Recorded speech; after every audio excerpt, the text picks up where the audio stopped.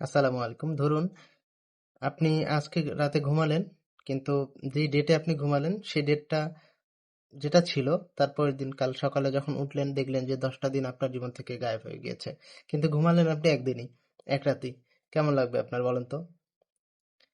আচ্ছা, ঘটনাটা একটু আমি ডিটেলসেই বলছি, কোনো ভনিতা না করে।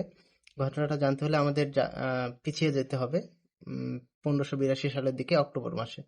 অক্টোবর মাসে 4 অক্টোবর তৎকালীন পোপ গ্রেগরি তিনি এই ক্যালেন্ডারটা চেঞ্জ করলেন। কেন চেঞ্জ করলেন সেটাও বলছি। চেঞ্জ করার কারণ ছিল, তৎকালীন যে খ্রিস্টধর্মীয় অনুষ্ঠানগুলো হচ্ছিল সেগুলো পালন করতে গেলে দেখা যাচ্ছে যেই ক্যালেন্ডার মেনে পালিত হচ্ছে, সেই ক্যালেন্ডার মেনে পালিত হলে সেটা পিছিয়ে যাচ্ছে ডেট, সময়গুলো। এবং সেই সমস্যা থেকে সমাধানের উদ্দেশ্যে তৎকালীন পোপ গ্রেগরি নতুন এই ফরমান জারি করে যে আম, ক্যালেন্ডারে 4 তারিখ ছিল সেদিন, 4 অক্টোবর, এবং এর পরের দিন থেকে 5 অক্টোবর না হয়ে সেটা 15ই অক্টোবর কাউন্ট করা হয়। এই জন্য আপনি একটু যদি খেয়াল করেন, আমি স্ক্রিনেও দিয়ে দিব 1582 সালের অক্টোবর মাসটা, তো আপনারা দেখতে পাবেন যে এই মাসে 4 তারিখের পরে ডিরেক্ট 15 তারিখ আছে।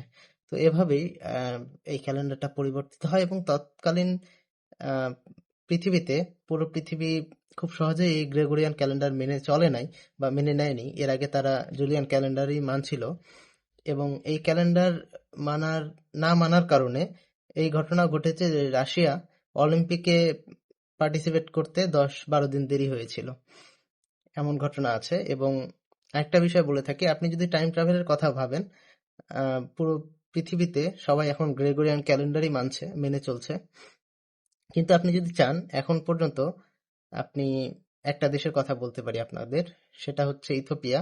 এই দেশে আপনারা যদি যেতে চান, আজকে আপনি 2026 সালে বাংলাদেশ থেকে রওনা দিবেন, আপনি কাল যদি ইথিওপিয়া পৌঁছান, সেখানে আপনি দেখবেন 2028 সাল চলছে।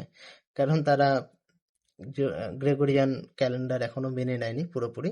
তারা ন্যাশনালি আসলে তাদের ইথিওপিয়ান ক্যালেন্ডার মেনে চলে, এবং ইন্টারন্যাশনালি তারা গ্রেগরিয়ান ক্যালেন্ডার মেনে চলে। আর ইসলাম ধর্মে, আমাদের ধর্মে আসলে একটা ঘটনা আছে, আপনারা জেনে থাকবেন, আসহাবে কাহফ সম্পর্কে।